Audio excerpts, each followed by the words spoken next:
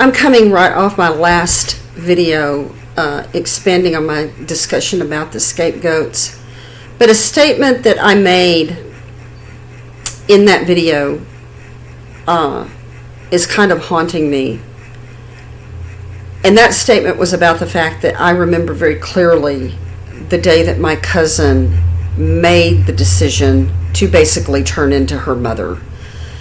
It was a very conscious decision.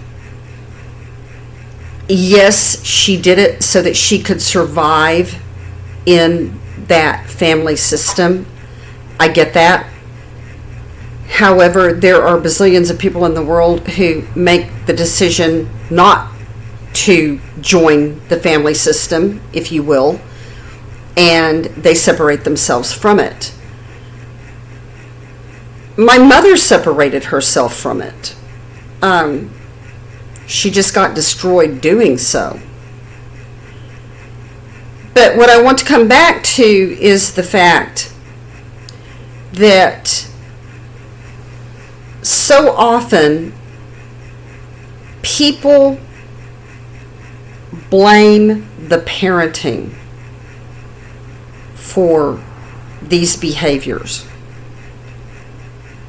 I do not blame my cousin's mother for the decision that my cousin made. My cousin made a very clear, conscious decision.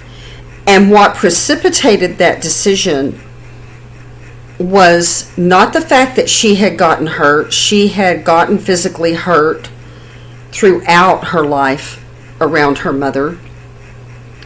What precipitated the decision was that she had gotten hurt worse than she ever had.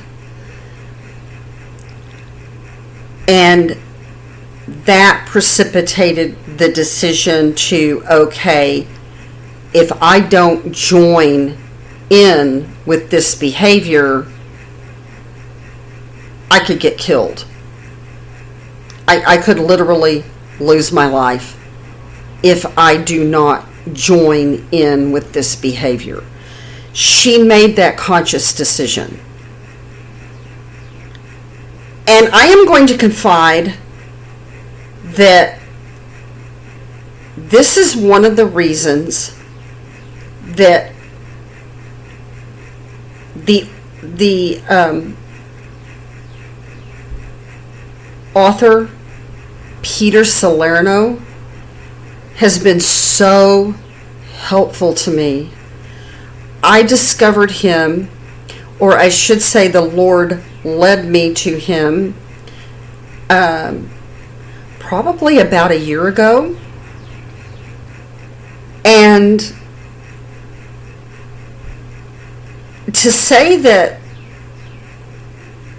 a boulder rolled off the back of my neck is putting it mildly.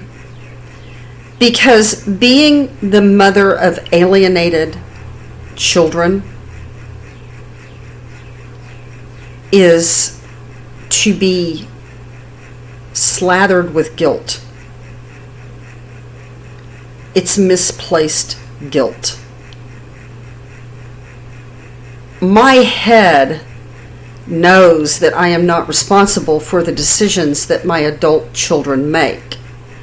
My head also knows that biblically the age of reason is the age of 7. So in a very real sense, parents are often not responsible for the decisions that their children make, even underage children.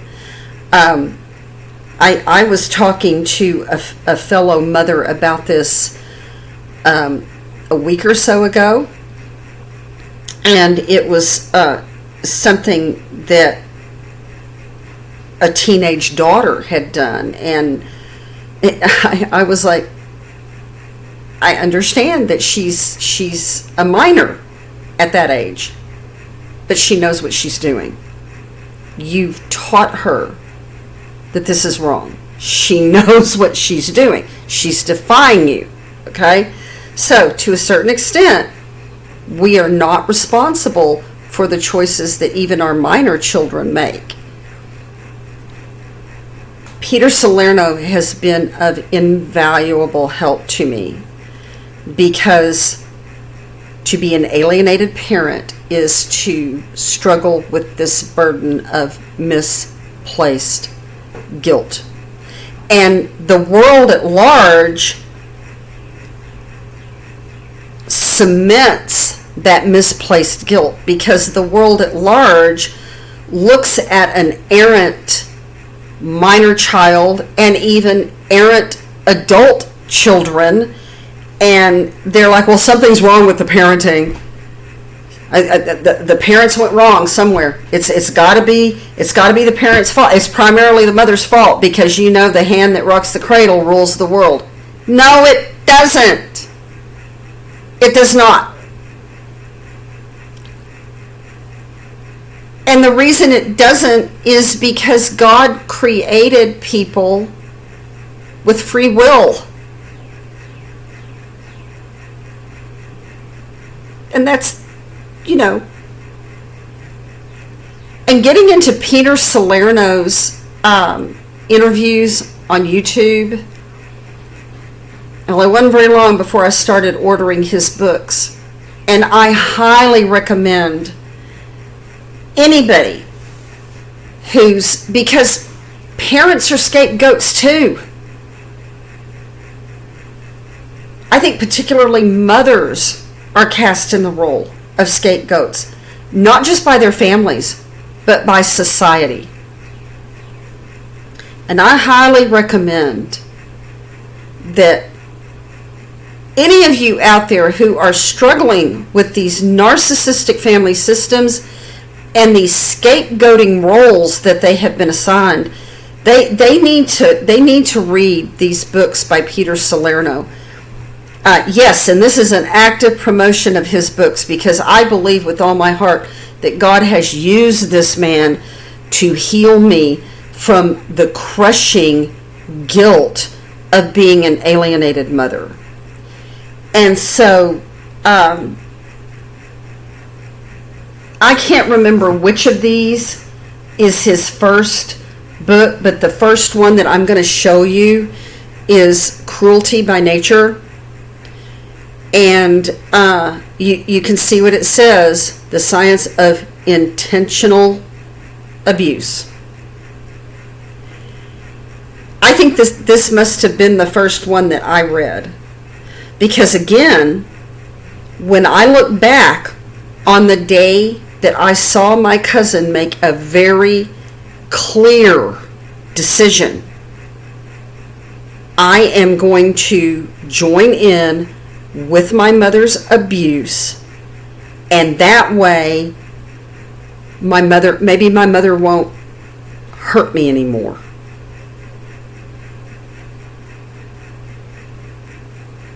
My cousin did not have to make that choice. It was a choice, and my cousin did not have to make it. That man who finally married her when she was in her 50s had been waiting decades for her already. All she would have had to do is pick up the phone and say, I'm ready to get married, come and get me and we'll go get married. That's all she would have had to do. She did not have to make the decision to be an abuser. She did not have to make the decision to morph into her mother overnight. And she did, overnight. So I highly recommend Cruelty by Nature, because these people are not made by their circumstances. These are very clear choices that these people make. And one of the biggest reasons that they make these choices, now I know on my cousin's side that she felt it was a matter of survival. I get that. On my aunt's side, she got a kick out of hurting people. It was like a drug to her. And another one that you can tell I've got it bookmarked here. The Nature and Nurture of Narcissism. And it expands on the scientific origins of these behaviors, and I've read the book, but I'm still not smart enough to really explain the genetics, the DNA of these types of behaviors. But I agree with Peter Salerno completely that how do I express it? Circumstances do not make these people. Circumstances do not make these abusers. Abusers choose to be abusers. Because for every person that has grown up in an abusive environment that turned out to be an abuser, there's another person that grew up in an equally abusive environment that didn't turn out to be abuser. So there's a reason for that. I think in my own family, I can see the truth of what Peter Salerno writes in these books and what he lectures on in his interviews, because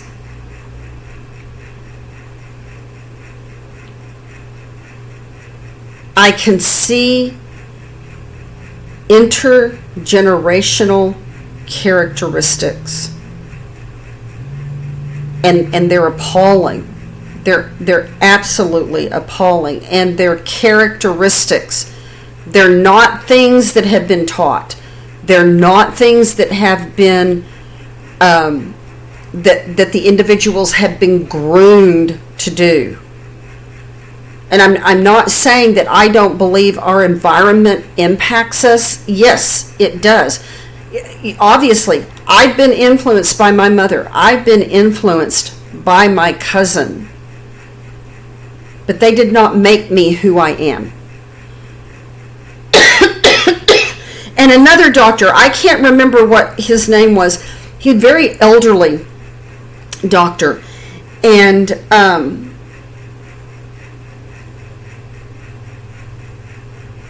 he expressed it so beautifully. Man, I wish I could remember his name. But in one of the interviews that he gave, he said, our parents influence us, but they don't make a difference. I think that is one of the most eloquent ways of describing these. I think they should be called character disorders. Because if you think about it, personality is who you seem to be to other people. Character is who you are. And your character comes out in your personality. But your personality is not really who you are. Your personality is the impression that you give to others, whether it's deliberate or not. But it stems from your character, which is who you are. And another, I love this one. You can see I've still got my bookmark in here. It's another book by Peter Salerno, Traumatic Cognitive Dissonance. And oh my soul, coming off of these talks about scapegoating, because that's how scapegoats live. They live in a world of traumatic cognitive dissonance. And we've just talked.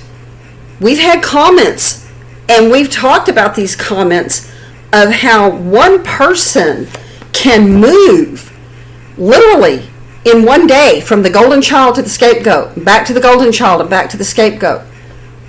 It's a fluid thing, and you're getting all of these mixed messages that are so contradictory, and they keep you in a constant state of confusion and hypervigilance.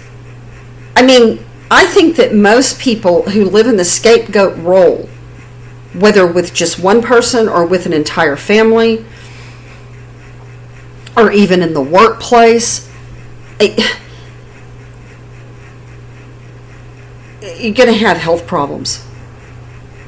You're going to have debilitating health problems.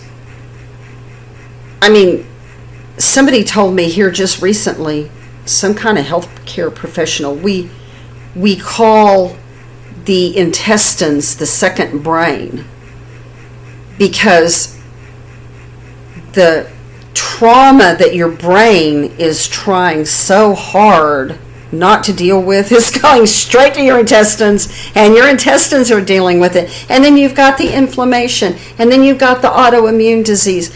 I mean, they can all, I believe that in every person's life who is living as a scapegoat, all of this stuff can be traced back to this. I really do. These are reads that every scapegoat needs to read, because that little niggling voice in your head that says it's not really my fault, it's not really my fault, it really doesn't have anything to do with me. Well, that little niggling voice is absolutely right. It really doesn't have anything to do with you. Has nothing whatever to do with you. And so I'm going to leave links to these books down in the comments, and I highly urge anybody who's struggling in these narcissistic family systems to read these books, because I mean, I am so tired of society blaming the parenting. I am so sorry. I can look at family after family after family who have done a wonderful job of raising their children, and their children have turned out to have these off-the-wall characteristics that are making life impossible for the people around them. And it's not the parents' fault. Has nothing to do with the parenting, has nothing to do with the scapegoat. It has to do with the choices that people make. So please keep that in mind, and please use the links below. And if our discussions are easing anybody's pain, anybody's sense of loneliness, I do urge you to like, subscribe, and share, because y'all have no, and comment. Oh, my soul, keep the comments coming, because y'all have no idea. Y'all will leave certain comments, and it will just start my brain churning, and it's kind of like opening up a brand new book, and then you look at that page, and then you turn the page and there's more information, and you turn the page and there's more information. And that's what y'all's comments do for me. It's like this mine of information that I can dredge up from your comments, and it helps me, and I hope it helps you. It clarifies things for me, and who doesn't want clarity? Thank you all so much. And again, I will leave the links in the comments. Bye, guys.